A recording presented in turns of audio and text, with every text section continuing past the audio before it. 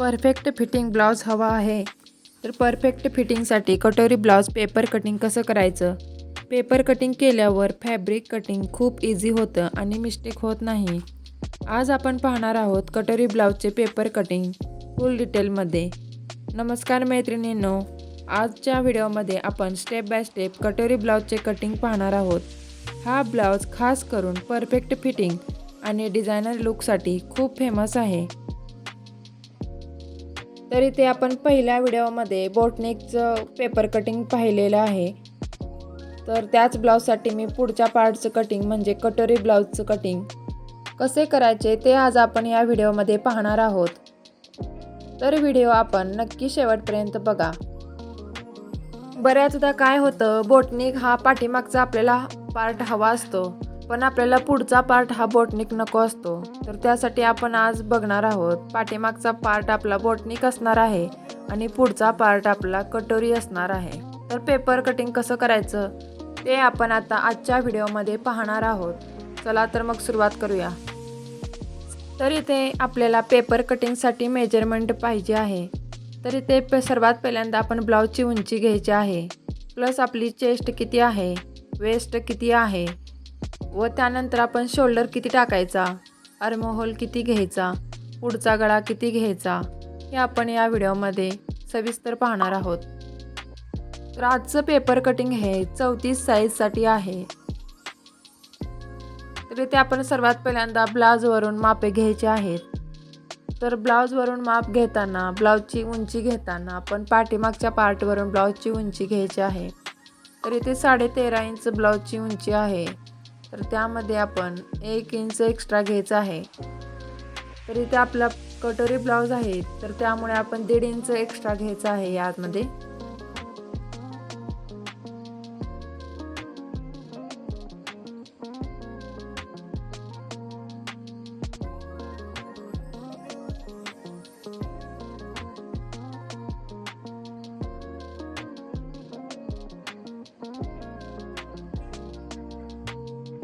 त्यानंतर आपण शोल्डरचं माप टाकून घ्यायचं आहे. तर इथे सर्वात पहिल्यांदा आपण ब्लाऊजचं शोल्डर किती आहे ते पाहायचं आहे.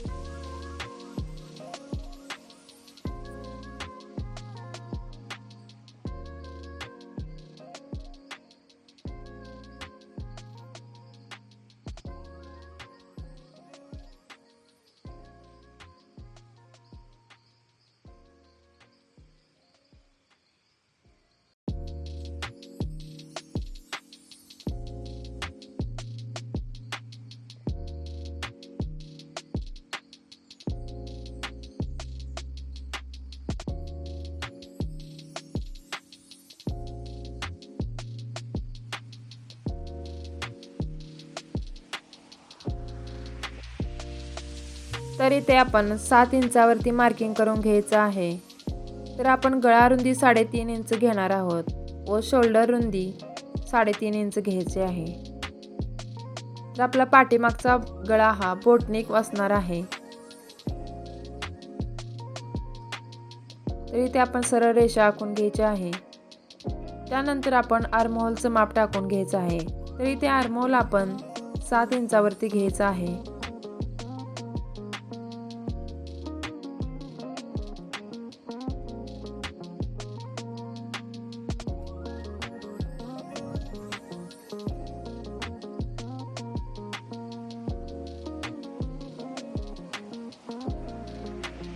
शोल्डरचा पॉईंट आणि आर्महोलचा पॉईंट आपण पट्टीच्या सहाय्याने जोडून घ्यायचा आहे. त्यानंतर आपण बंद बाजूकडून छातीचा चौथा भाग व त्यामध्ये आपण अर्धा इंच लूजिंग घ्यायचं आहे व 2 इंच आपण एक्स्ट्रा मार्जिन घेणार आहोत.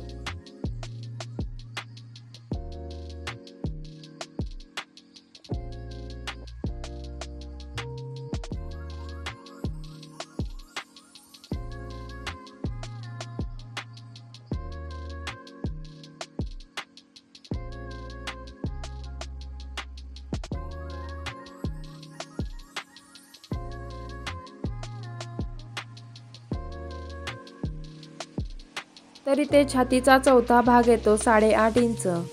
त्यामध्ये आपण 2 इंच एक्स्ट्रा शिलाईचं मार्जिन घ्यायचं आहे व अर्धा इंच आपण लुजिंग घेणार आहोत.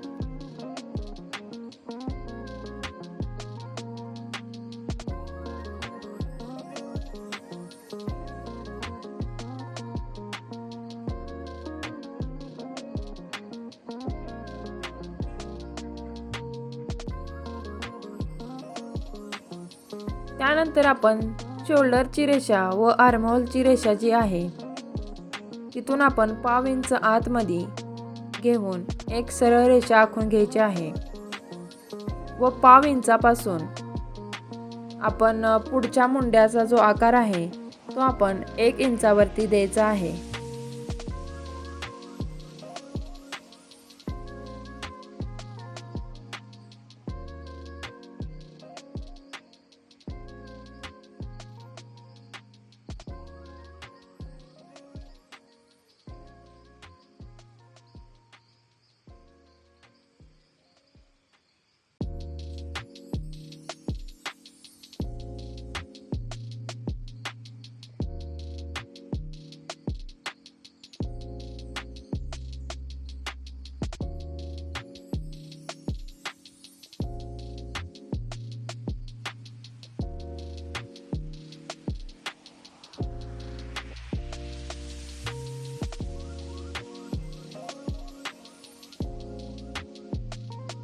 त्यानंतर आपण कमरेचं माप टाकून घ्यायचं आहे.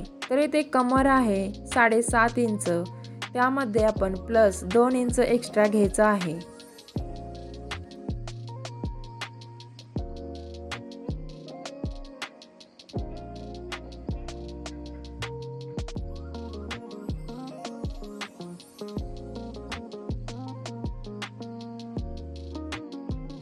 व ते दोन्ही पॉइंट आपण जोडून घेणार आहोत. त्यानंतर आपण आता गळ्याचं मार्किंग करून घ्यायचं आहे. तर गळा रुंदी ही 3.5 आहे. तर 3.5 इंचापासून आपण 6.5 वरती एक मार्किंग करून घ्यायचं. म्हणजे आपला पुढचा गळा हा 6.5 इंच असणार आहे. तर एक चौकोन आखून घ्यायचा आहे.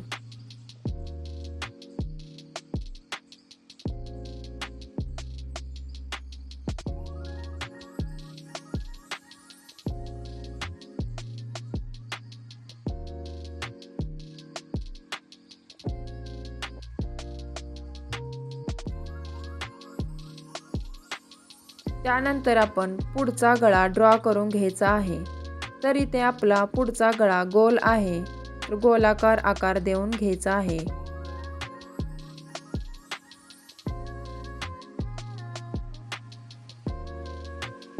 त्यानंतर आपण 1 इंचावरती एक पॉइंट देऊन घ्यायचा आहे. तर इथे आता आपल्याला कटोरीचा शेप ड्रॉ करायचा आहे. तर आता इथे आपण क्रॉस पट्टीसाठी माप घ्यायचं आहे. तर बंद बाजूकडून आपण 3 इंचावरती पॉइंट द्यायचा आहे व फिटिंगच्या बाजूकडून आपण 2.5 इंचावरती पॉइंट द्यायचा आहे व एक तिरछी रेषा आखून घ्यायची आहे.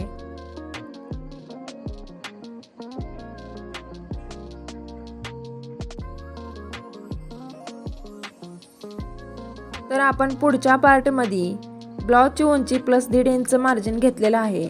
तरी ते आपण अर्धा इंच क्रॉस पट्टीसाठी आपण वाढवायचं आहे. म्हणजे एका साईडला आपण 3.5 इंच घेणार आहोत, दुसऱ्या साईडला आपण 3 इंच घेणार आहोत. ते आपलं शिलाईमध्ये कव्हर होऊन जाणार आहे.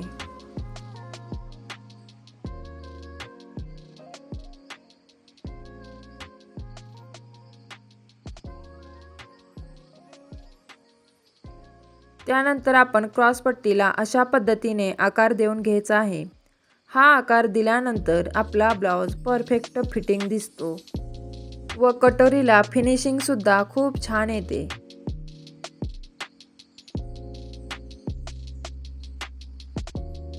तर आता इथे आपण कटोरी ड्रॉ करणार आहोत. तर 5.5 इंचावरती आपण एक पॉइंट देऊन घ्यायचा आहे.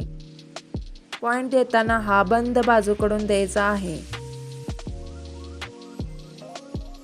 तर ही आपली बेसिक कटोरी असणार आहे.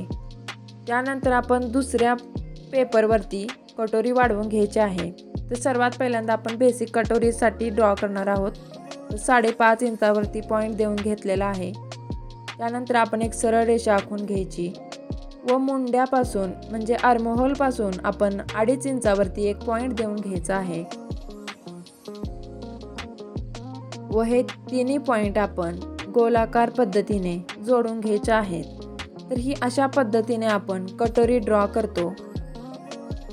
अशा 2 रेषा आखल्यामुळे आपल्याला कटोरीचा जो शेप आहे तो देण्यासाठी खूप इझी जातं. तरी ते आपण अशा पद्धतीने कटोरीला आकार देऊन घ्यायचा आहे.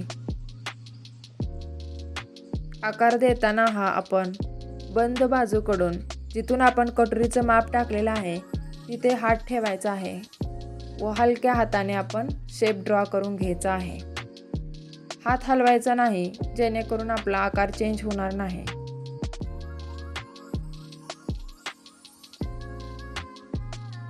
अशा रीतीने आपलं पेपर कटिंग कटोरी ब्लाउजचं तयार आहे.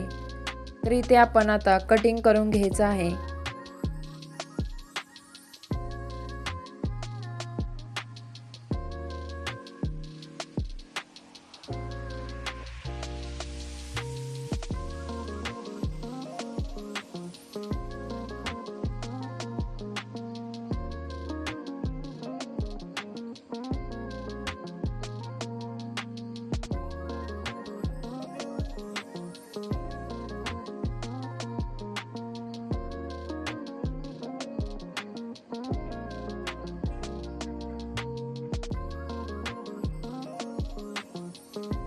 अशाच सोप्या कटिंग आणि स्टिचिंगसाठी आपल्या ब्लाउज कटिंग अँड क्राफ्टिंग या यूट्यूब चॅनलला नक्की सपोर्ट करायचा आहे.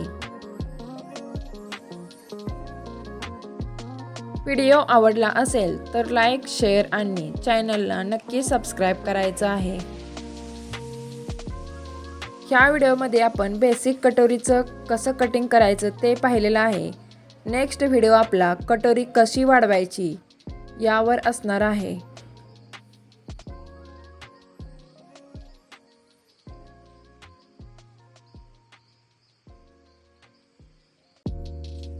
अजून अशाच ब्लाउज कटिंग आणि डिझाईन व्हिडिओसाठी चॅनलला नक्की सपोर्ट करा. व्हिडिओ पाहिल्याबद्दल सर्व ताईंचे मनपूर्वक आभार.